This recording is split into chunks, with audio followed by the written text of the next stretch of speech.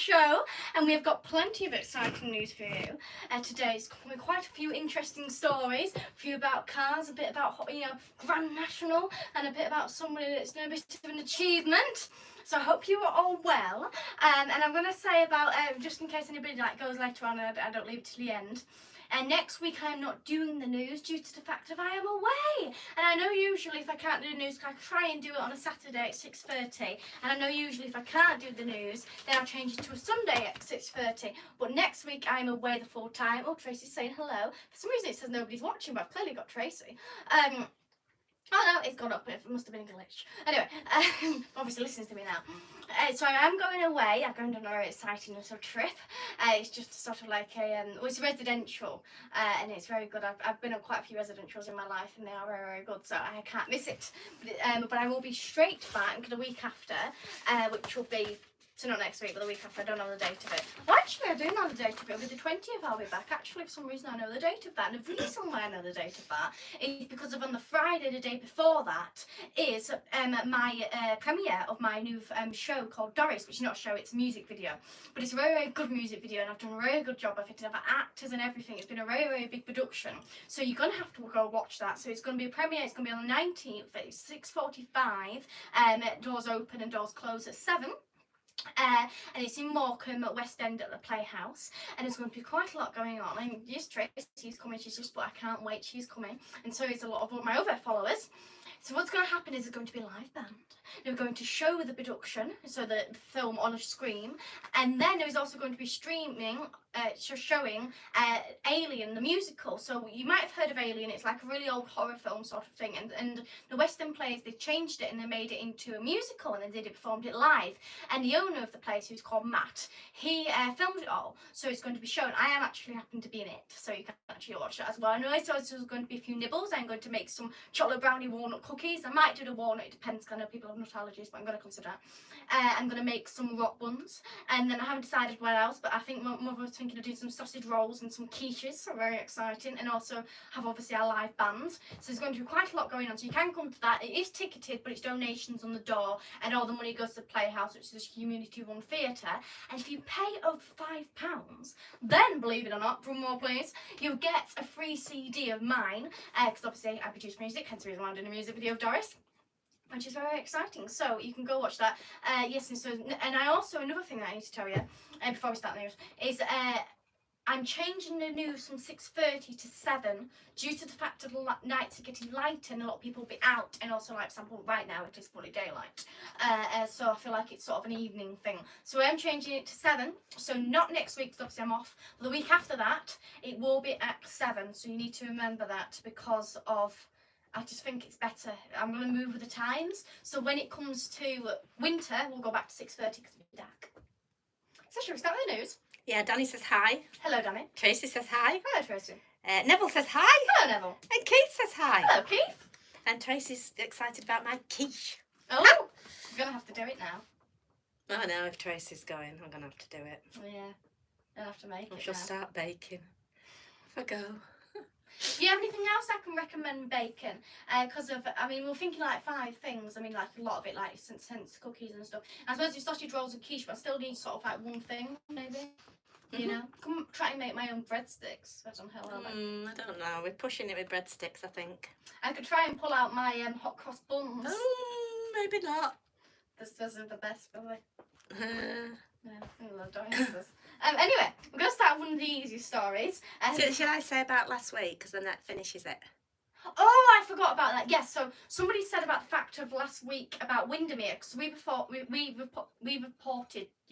reported on Windermere and said about the fact of that they're pumping a lot of sewage into it, and somebody said that Windermere is a mere, not a lake. So I haven't actually read this, so I don't even know the answer to myself. But yeah, would you like to read so it? we said it. We were talking about it, and we said it's Windermere, and we were calling it Lake Windermere, which I've always thought it was Lake Windermere.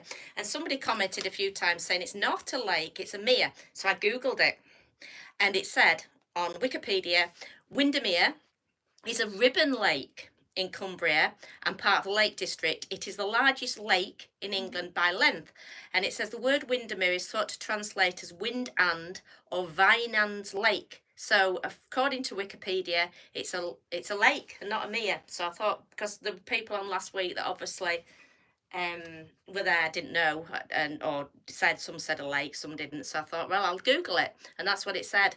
That it's definitely a lake. So, and then this is another interesting thing. Its outflow is the River Leven, and it drains into Morecambe Bay. And 247 train says hi. Hello. So there, it's a lake. It's Lake Windermere. So cleared that up. Cleared that up, and we can start with the news now. They might come back on and say it's a mere. But that's what yeah, that's what Wikipedia said. So at this point, internet does not lie. I thought I'd just do that so that everybody knows. The internet can lie, but I suppose they don't really have a reason to lie about the fact of whether it's a lake or a mere. So probably aren't lying on this one. It's got a lot of water in it anyway. Yeah, and it is in the Lake District. Yeah. And it's a lake. It's a lot of water in the Lake District. It's also the largest lake in I think it's England, isn't it? Yeah. Which would mean it's the lake. Yeah. It's a lake. It's a lake. And it also has a lot of sewage in it if you don't sign a petition. Have we signed it? Yeah. Oh, yes. I thought we did, but I mean, you have to. And we promoted it. We've done our fair share. Not only have we signed it, we've done a good promotion on it. I think we've done well. I signed a petition actually once. Did you? How far? Ingleborough Hall to keep it open, but sadly it didn't work. Bless you. Tried it. I was on a WhatsApp group and I said we need to, because I actually went for residential there as well, and so I've been on residential 2 times with this group, and we did it somewhere in Malham, but that closed down as well. And it was all right there, but I got my finger chopped off, so I had to leave early. I didn't get it chopped off. You can see like a little stain. She just like to exaggerate. Well, basically we're carving wood. And somebody didn't know what they were doing, so I said I'll help, stupidly enough. And I don't think they were very bright when it comes to wood, and basically, it was also a little bit my fault as well. But basically, you had the knife there, and then you had a piece of wood, so what you do is you hammer something down on it, being as like we used a log, and it cuts the piece of wood in half, and I was holding it. They were making a mushroom, and the boy was useless with a knife, so he was useless and hacking at it, so Matilda said she'd hold it for him. I mean, just... I'll hold that for you, you useless knife-wielding maniac.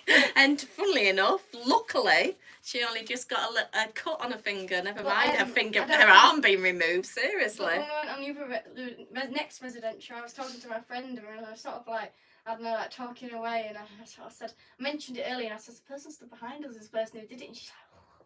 Anyway, she like made it really loud, and the person didn't even notice. I think, do you remember? I think they chopped off my finger. And I don't think he did remember. I was thinking, I thought that would be quite a stick in the head thing, but clearly not for him. Just as long as you remember not to hold a mushroom for him again. Yeah, so I didn't really speak to him ever again. Just, yeah, but understandably. Anyway. Yes. No, I don't remember speaking to him again, even though I went on residential. But anyway, let's start with the news. So, British great grandfather. So this person who's a great grandfather. Let's just round it up a bit. Now, who has recently become the world record holder for the oldest man in the world, and he happens to be British. Now, he's took the record after, sadly, I'll tell his name first. John Juan Vincenti No, I'm saying about John first. Oh, right, sorry. The person who's got the record is John Timiswood, age 101, and the person who had the record, who sadly died this week, who was 114, was Juanes Venezuela something. Juan Vicente Perez from Venezuela. Where is Venezuela? I've heard of it. I don't know exactly where Venezuela is. My geography is pretty poor, but I'm sure somebody's going to tell you. Riley's Rambles will, but he's not on. He lives in a care home in Southport, in Merseyside, and he has got the record this week. And Guinness World Record visited him yesterday. It says at his care home, but it wasn't yesterday because it was like I found a story 2 days ago, so it was this week at some point. I think Neville just put South America. So South America. Thank you, Neville. Thank you. Apparently, South American people don't often speak Spanish. Don't know. That's Neville. Even though they're American. That's Neville. Neville knows. Is South America part of America? Well, that's Neville. I doesn't ask Neville if they speak Spanish. Anyway, he was born in 1912 So if you happen to be born earlier than that, then don't you get yourself a world record, love. Yeah, they'll be ringing world record as we speak if they have been. Same year the Titanic sank, so there's a fact for you, 1912 the Titanic sank, he has survived 2 world wars, which is very impressive. One thing I think is that these people have survived these 2 world wars. They're all, if he's the oldest person, he survived both of them, they're going to be going, aren't Of course they? they are. Which is Are you showing them the picture of it? Yeah, so this is him. Now, the fish and chips is actually quite crucial inside this story. But there he is, and he's looking very, very well, to say the fact of his age. Neville's put Venezuelan and put 2 laughing emojis, so I take it there's no Spanish-speaking people there. Where did you get that from? Doris. Doris. It wasn't us, Neville, it was Doris. Blame her, we wrote a song about her.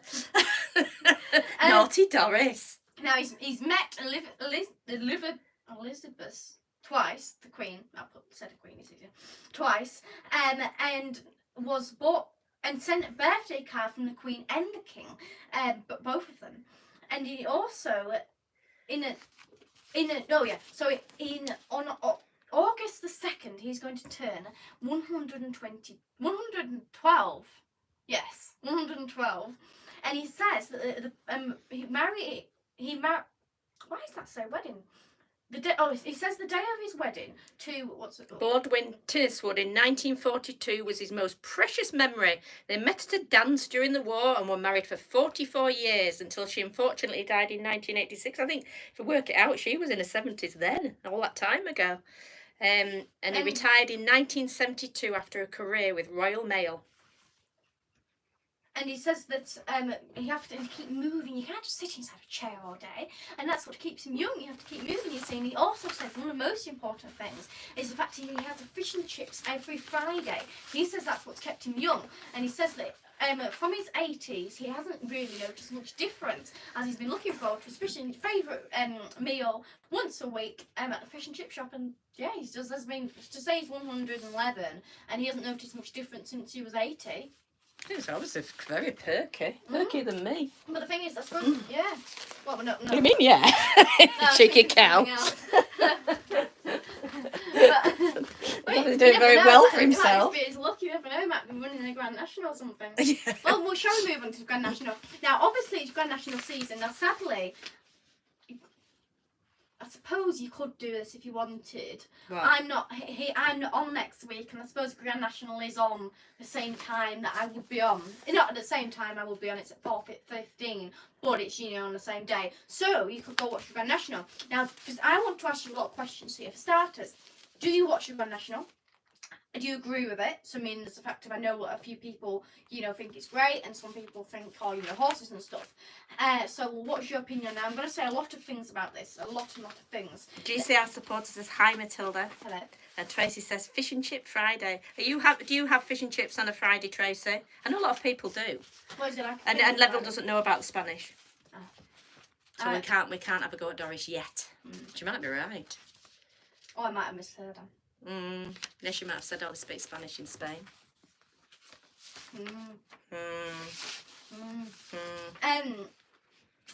So, Grand National. I've got a weird piece of paper here. Now, the Grand National. Are you bidding on a horse? Now, we are bidding on a horse. We do always bid on a horse. Betting? You're not going to buy them. You want to see you? Don't bother. I'd love a horse. Not a damn horse back here. Now, I know we haven't actually chosen our horse yet, have we? We've already got GCR supporters as Grand National is epic, so he obviously agrees with the Grand National. Oh, I have some. Yes, I do. Here's our hours. Hang on 1 minute. Let me just find them. Oh, you've chosen a Galvin, which is at the moment 33-1. We haven't fully set this idea. These are some ideas we're thinking. And it's trained by G. Elliott.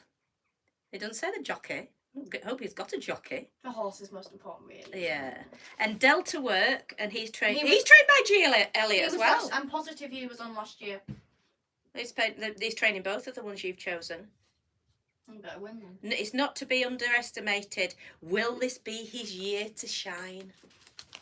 I better be. Since it's been If you're putting a whole pound on him, I want him to win. Now I'm gonna tell you what's gonna happen, because what they've done is they've changed a lot of the rules of health and safety for the Grand National. So I'm gonna tell you this, and then I'm gonna tell you some history, which is quite vital of this. I'm gonna tell you some history. So for starters, these are the rules that are changing. So usually there's 40 horses inside a race, and they're changing it to 34 because they're changing everything because they say a lot of horses die. So they're changing it to 34, so they're making it less of a race. Which one of the things is, this is the biggest race inside the world, right? So you need a lot of horses in it, or a couple, otherwise everybody's not going to have a shot, are they, or something like that. They're changing the times from 5:15 to 4. Oh, I said 4:15 before. No, it's changed to 4. Sorry. It changed to 4 because apparently it's supposed to change the ground. I don't really understand that. The only thing I can think of is that it'll be warmer, but then again, the horse is going to get more tired, aren't they? Because obviously the heat. And then they're also going to be cutting, so they're going to be moving the first jump. So it's basically the first jump's nearer to the start, which does like. They're moving the first jump. I would presume they're moving the jump to the start, not the start to the first jump, because they'll have the start in front of the stands, I would have thought.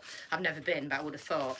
But they're moving the jump 60 yards nearer so that the horses hit the first fence at a slower speed. Now, there's another thing that they've done, which is quite a bad thing, really, is that they've then.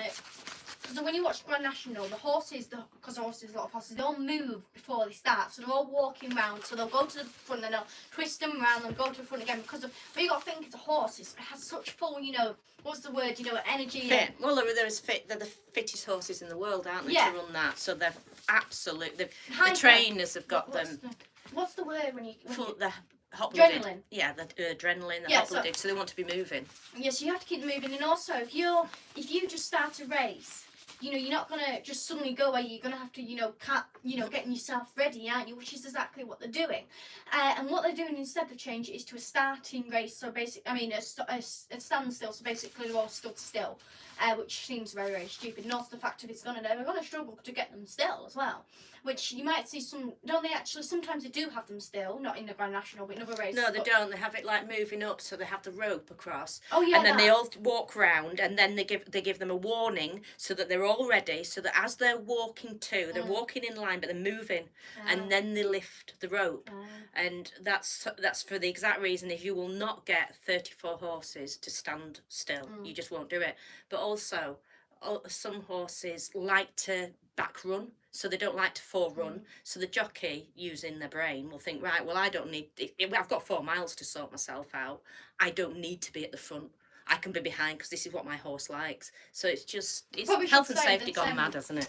While I'm doing this whole thing, my mother used to work in horses, so she knows quite a lot. That was my business before. I stopped doing it to help Matilda do YouTube live news channels and things like that because they were too tiring. But yeah, I've been riding since I was 3, and that's how I made my living, was rectifying problem horses. I brought an expert in for you. So that is one thing I know about is horses, and I think it's madness.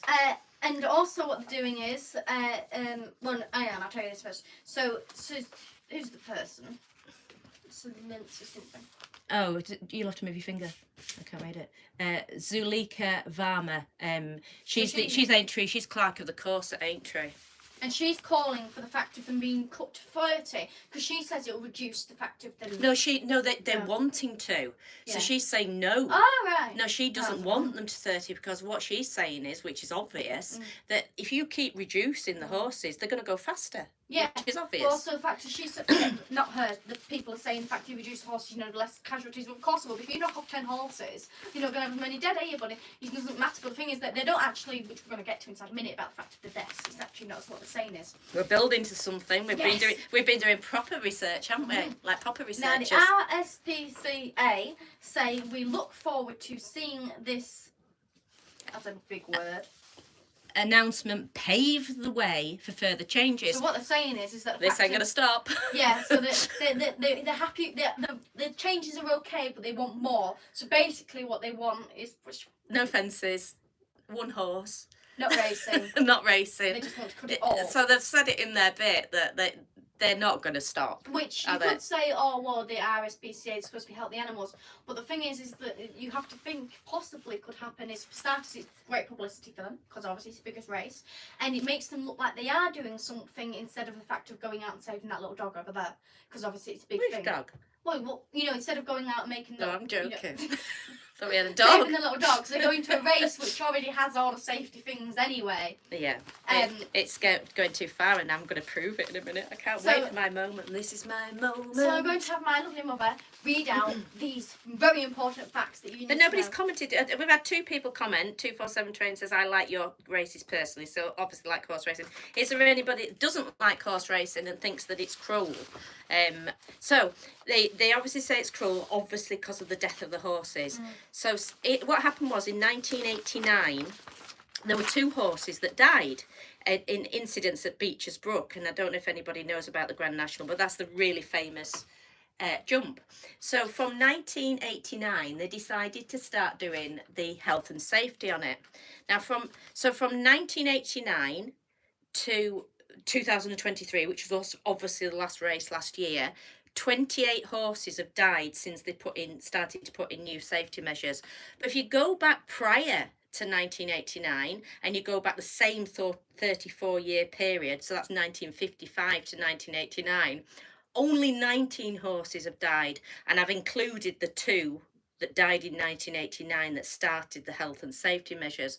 So in the 34 years since they've started doing health and safety measures, 28 horses have died. The previous years, on the same period, 34 years, only 19 died. So make of that what you will. So basically...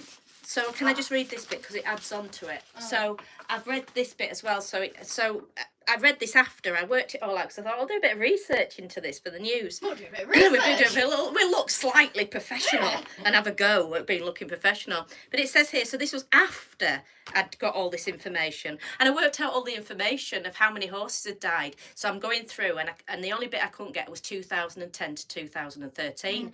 And then when I scrolled down a bit further on Wikipedia, it had a whole chart.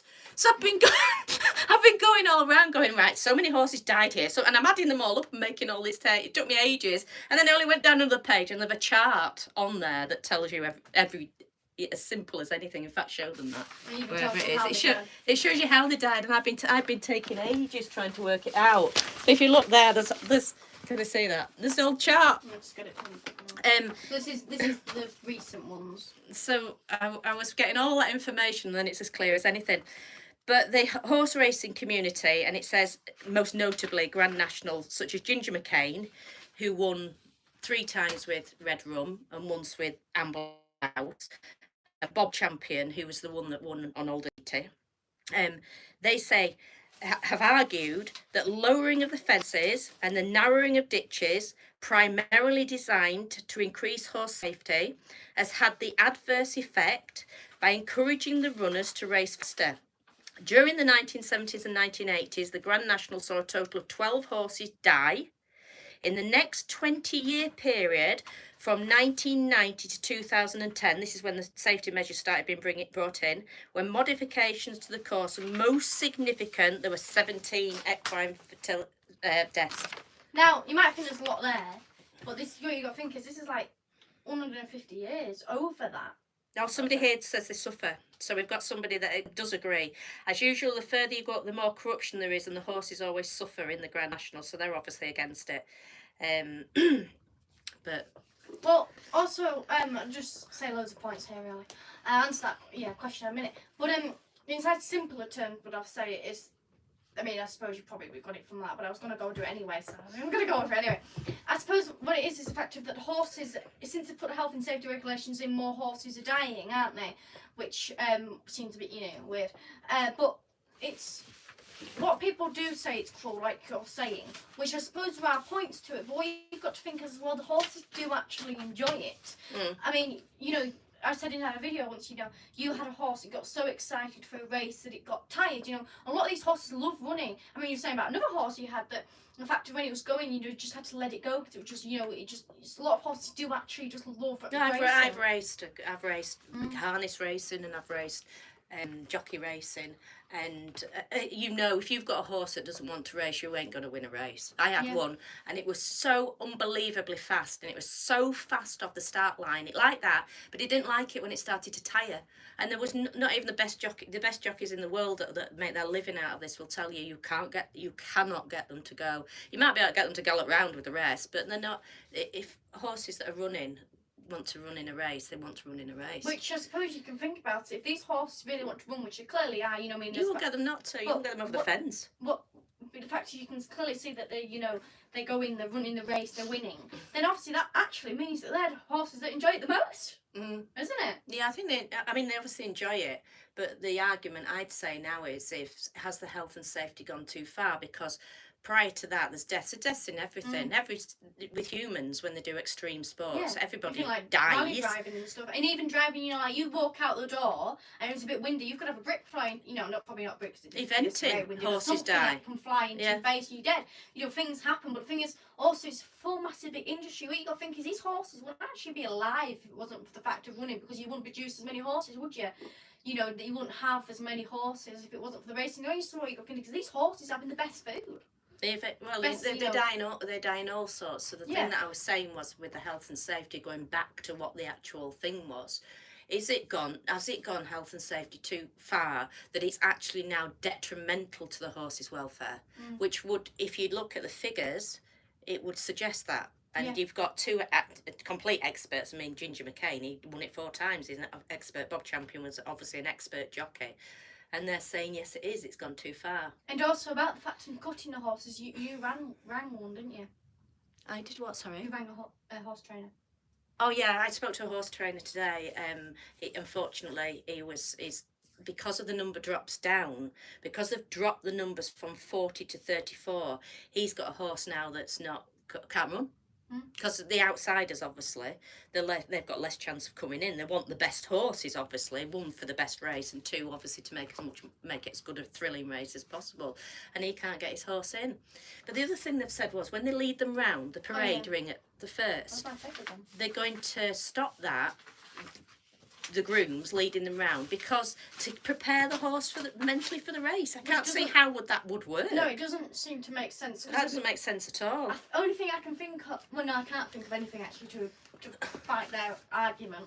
But what the thing is that are they cutting that parade, or are they just having? It doesn't explain it well enough. Yeah. It doesn't explain whether they're cutting it completely, which seems crazy to me, because obviously the horse is going to run 4 miles, so they need to be kept warm. They need to be kept moving. If they're cutting it, if they're actually just not cutting it, and the jockeys ride round on the backs themselves without the groom. But how would the horse look at the groom and think, this is stressing me out? Because with horse racing, they usually are groomed to a horse, so that they become a unit, you know. I mean, my horses that I raced, I adored them, so they gave her the all for me. So those horses that are walking around with those grooms will trust them. And also, if they do cut the fact of the horses being walked round, you think about it, those horses, when they're walking around, they're obviously moving as well, which you need to prepare them for some race. But also seeing the other horses, so it's getting them used to the other horses, and also it's getting them used to the crowd, isn't it? Yeah, the stress, if they stand still, the stress. If you were in that parade, you've often seen it when one, say, messes about, or somebody goes up and checks the girth or something, the horse has to stand behind. They'll walk it around because it won't stand, because it's a full-blooded animal. It's excited. It's ready to go. If you think about it, if you're doing a run or you're excited for something, you're going on stage, something, you can't stay still if you're excited for something, can you? No. You know, you wouldn't when you're doing your dancing. You don't sit in a chair, do you, and then jump up and do your dancing. You warm yourself up, and that's what they should be doing. But even if you're not even doing something physical, if you're just doing something that thrills you, which happens to a horse, you'll be moving your fingers, you'll be jittering a bit. But a horse, obviously, it's a lot more of a bigger beast, and it's going to have a lot more. And it's not good for the jockey. I mean, I remember, I think it was Willie Carson. I remember seeing him getting an interview. It might not have been him, but it's by the by, because it's just, they turned around and they were a top jockey, and they said, the day that I don't get adrenaline, and these men were racing 6 times a day plus. He says, the day that I don't get adrenaline before I start a race is the day I stop racing, because he says, you always get an adrenaline. And I've raced, not as much to his level, and I've done show jumping and all sorts, and you always get adrenaline. So the jockeys shouldn't be stood. You know, they should be moving round as well. They shouldn't just be sat there on the horse, because they've got to deal with their adrenaline. Your thing is that the horse is, you know, it's bringing them, having the person on the back as well. The horse will notice that, and I suppose it's like sweating. They've got to bring other persons on the back until the person goes on, isn't it? And also the thing is, other thing you got to think of, which comes in a second. These horses, you know, they're not. A lot of them are 11, 10 years old, so they're used to doing these races. So as to make so many changes suddenly, that is clicked into their head, isn't it? And one of the big changes is as well, a jump. So what they have is these like pad things, don't they, at the front of them, and they usually wood. So what it comes is the horse sees it, and they know that that pad's there, so they know when to, you know, lift off the ground. And what they've done is they changed it to a sponge, which seems pretty mental, to be honest, because of, you think hard surface, you know, you bounce off, it's hard, it's, you know it's strong, and so, especially since the horse has got so much weight. But then you change it to sponge, you're gonna sink, and also you're not gonna have the same momentum to go up. And if you don't have the same momentum, you're not gonna make over the jump. You're gonna fall and die. Well, not die, obviously. You don't obviously just die, but fall, which is obviously gonna not be good. You know, it seems a bit mental, does that? But in fact, do you think that horse is thinking, right? I mean, it's not gonna think it's wood because it's not gonna know it's wood, but it's gonna think, I know the feeling of that. I'm coming up to it now. It's gonna go and you think, what was that? Riley's Ramble says hi and sorry he's late. Right. As long as we catch up. Right. So we're going to move on to some car stories now. Some quite interesting ones. Which one shall we do first? I didn't know we had more than one. We got two. What? Who have we got? Speed. Oh, I didn't know. I'm not doing that one anymore. Right. Now, modern cars, very modern cars, I suppose things like electric, they have little like pads, you know, like your iPod, like your iPod, you pad it, you know, you press it, it's touch screen. That's what they have. You might have a modern car yourself. Have you got a mod? Has anybody got a touch yeah, screen? This is my question. Yeah, that's the question. So I felt like I was cutting you off then, but I was That's like, not like you, Matilda. I've never known you over talk. Well, who? Kel surprise. So you have your touch screen. So does anybody have a car that has a touch screen? It's a modern car, at least. I mean, I have my lovely Nissan Micra, which doesn't put anything wrong, really. Though she has been a little bit naughty lately, so I couldn't say fully. But she does tend to not do anything wrong. But you have touch screens on your modern cars, right? And now when you think, as I say, I want to know your opinion on this and if it happens to you, which is, so I'll just tell you who's doing it. The European New Car Assessment Program. This is, they're acting on this, and they're saying from 2026 these rules should be put in place. And what the rules are is that modern cars being made, so manufacturers have to do these points, and the points are get rid of, I don't know if they get fully getting rid of touch screen, but they've got to make certain things physical. So they've got to say, you know, like in a normal, or at least a car, I know as normal, you say your indicator, you have a little thing stuck out the side, you pull it and it indicates. So then when you're driving, you don't have to look down, you can just pull it. But what happens to these modern cars is you have to look down and you have to go to press it. Now, you're not allowed on your phone for a reason when you're driving. There is a law that you're not allowed on your phone, and the reason why is because you have to take your eyes off the road. And obviously, if you take your eyes off the road, somebody could run out, a car could go, you could physically go off the road. Many millions of accidents could happen because you take your eyes off the road. Hence the reason why you're not allowed to touch your phone on there. And also when you're touch screen, you have to look. You can't just touch it because you could be touching anything. So you have to know what button you're pressing. But if it's physical, you can think, right, that's that feel. I know that feel. I'm going to pull that. So you know. Hence, so what they're calling is for SOS buttons. There we go. Call buttons should be physical. Horns, which feel pretty obvious. You know, if something happens, you got to go horn. But you then said you got to go for a button. You've got your horn, your indicators, which is one of your main ones you use, isn't it? And also your windscreen wipers, which is obviously a lot as well. And I think, but I haven't read it all. I'm just doing this by memory. I would presume, yeah, your lights, meaning as you know, your headlights and stuff, which you use a lot as well. You know, cars put it up and down. It's constant.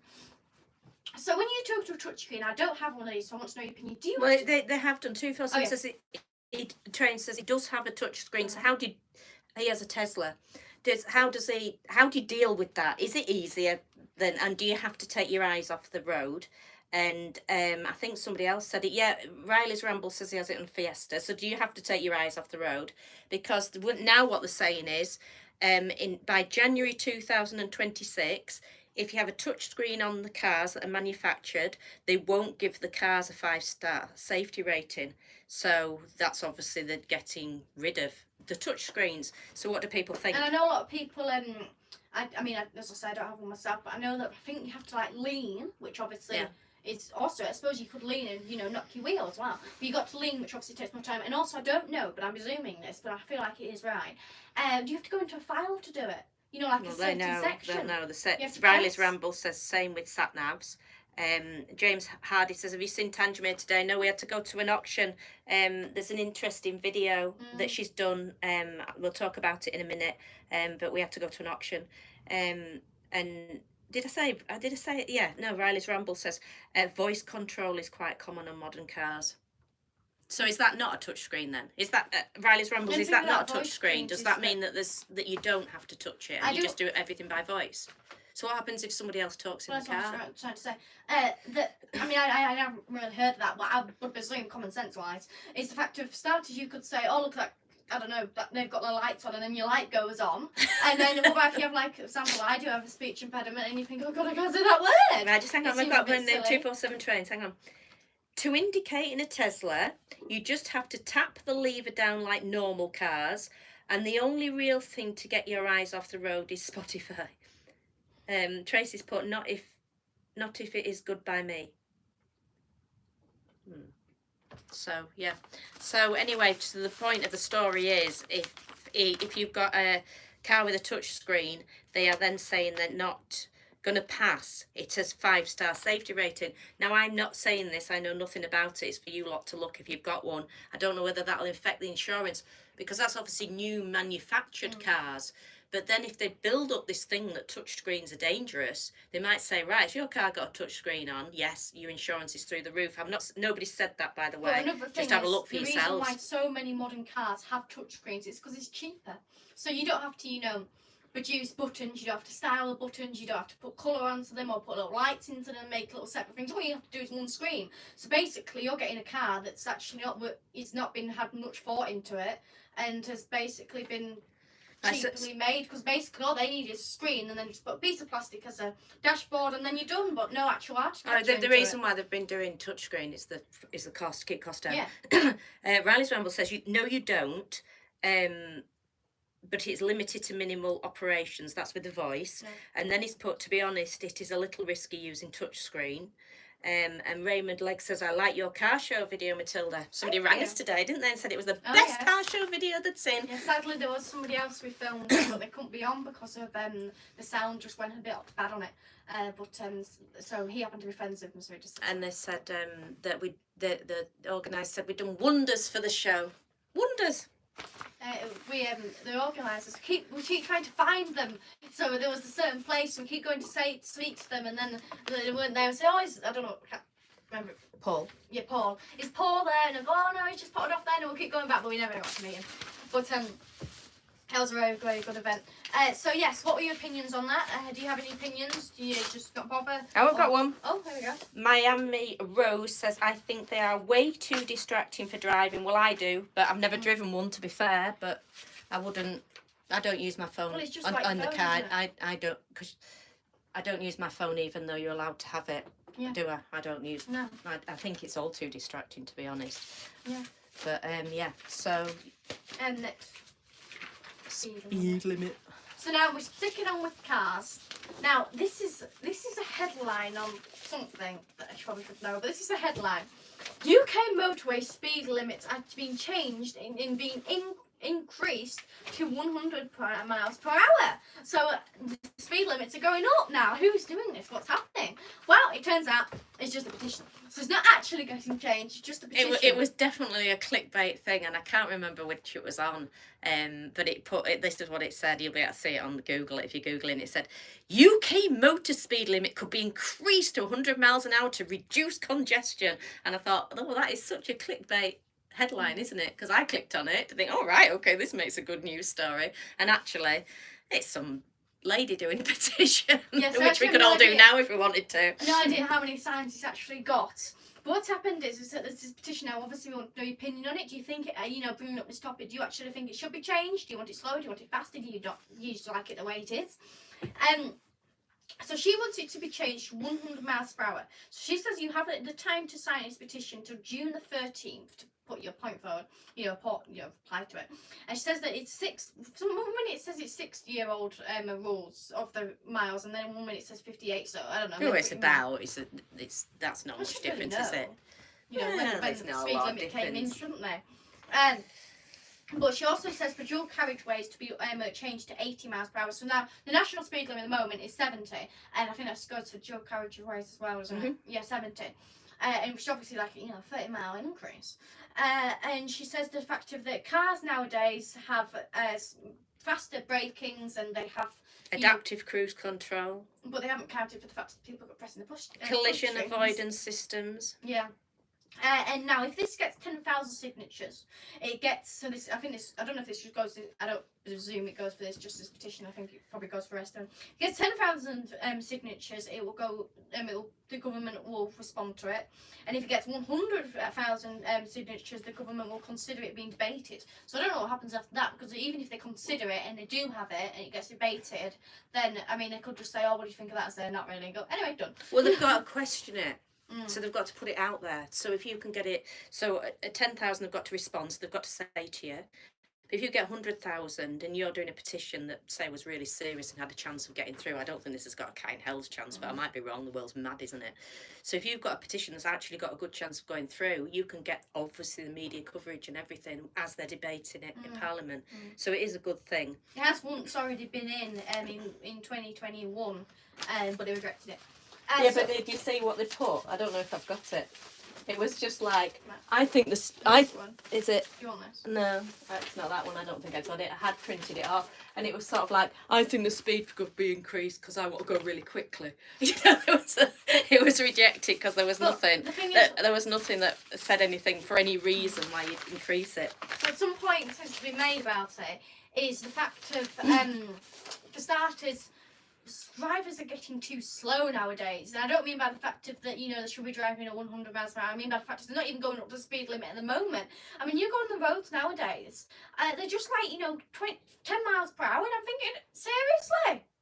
And they are really, really slow nowadays. And, you know, sorry if you are a slow driver, but you do really need to get your act together. And a lot of people cannot drive. Like, we were at a place it's middle lane. Who else has this when you go down the motorway and you think, oh, you're driving along, you think, oh, it's lovely. The motorway's really clear. It's really nice. I can just sit and enjoy the motorway and I don't have any stress. You think, oh my God, it suddenly got really busy. And there's somebody in the middle lane doing about 60 miles an hour. And you think, and everybody's having to pull out and go around. And then it frees up again, does the motorway? Yeah, it does. Some people, they think that you can just drive inside the middle lane and stuff, don't they? But it doesn't actually work. No, you should go back to the left. Exactly. Yeah. And indicate and go back over, and they just, oh, it's just a nightmare. So Raymond's put 80 mile per hour in his school zone. I think, do you imagine putting that on the local Facebook group? They go insane.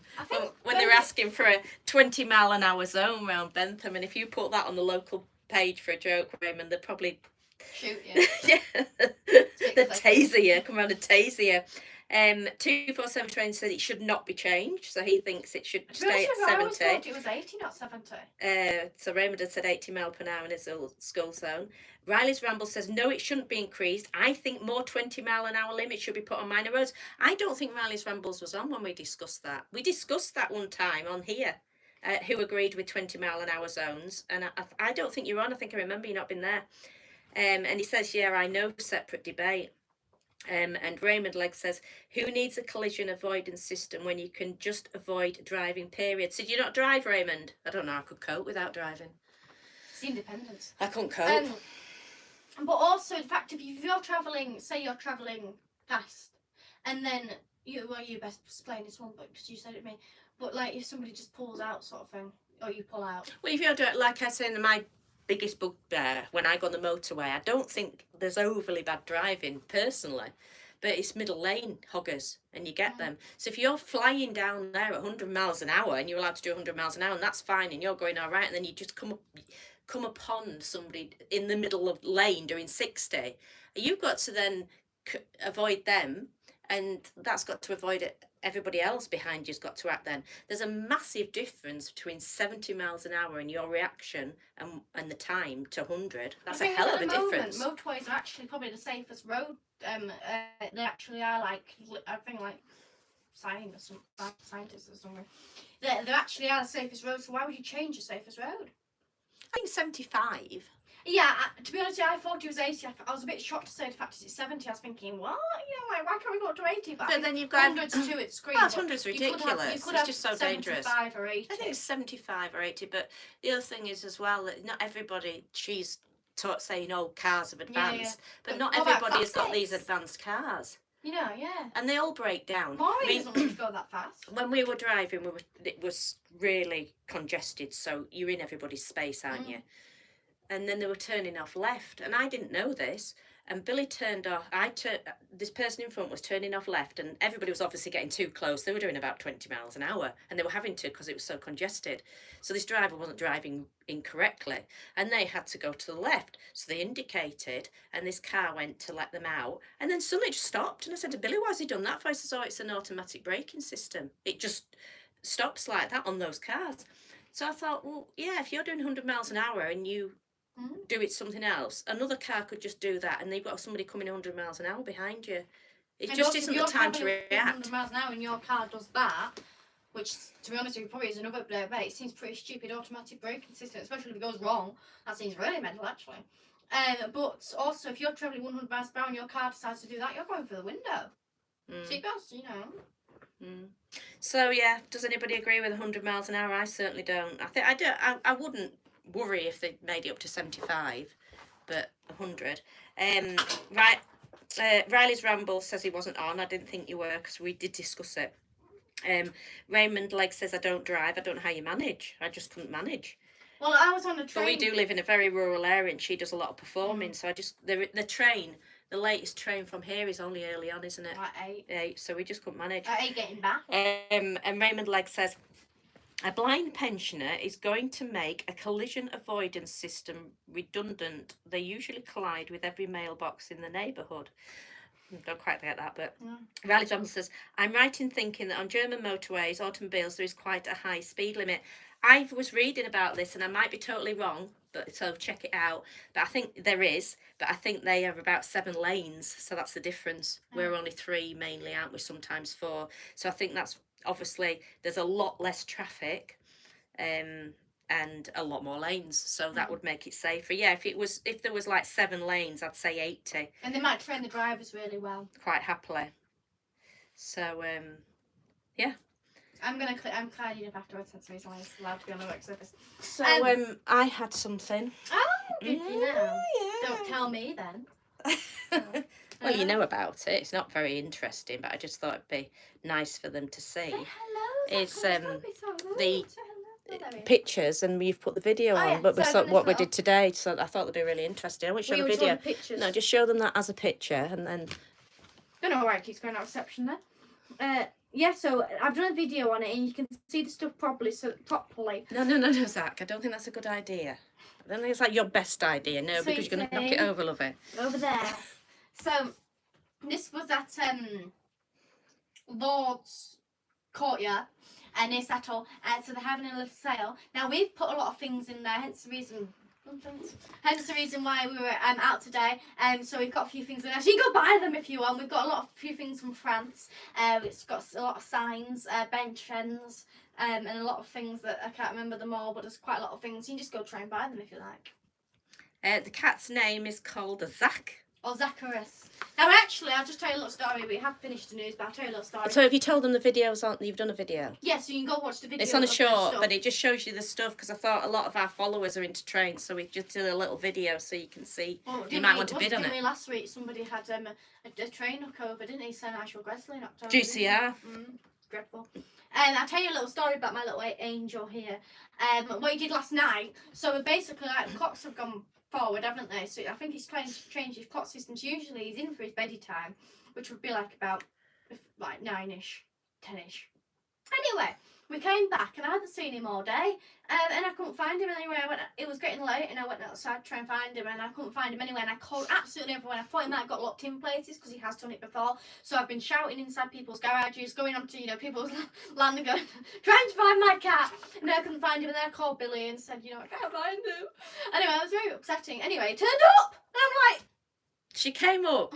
We got back really late, and I just knew what had happened. It's gone warmer. The nights are getting lighter. He's quite a roamer, and so we He's thought not a roamer. he is. So I thought I'd be absolutely fine. So she goes, "Haven't seen Zach today," and I went, "Oh no, either have I." She said, "I'm going to go out and try and find him." So I said, "All right then." She came up the flat stairs, and you would have. I thought she's obviously scraped him off the road, and she'd scream, "Oh!" like this, and oh my God, the cat's been killed. Oh my God, how am I going to cope? The cat's been killed. And she came in, she goes, "Can't find him." So I said, "You haven't found him dead then?" And she goes, "No, I just can't find him." Well, if I call him, he comes. And then 2 minutes say later, nothing, he he comes comes. pottering in. And he goes, "Whoa," like this. And she goes, "Ah." I said, "So he's fine, actually, isn't it?" But honestly, you should have heard the screaming and shouting. Well, if I call his name, he comes. So I was, thinking, where is he? 'Cause he didn't come. So Miami says, "Hi, Zach." And Raymond says, "A German license is expensive as well, and their driving standards are very high." Exactly, driving standards are high. I'm sure the motorways are bigger as well.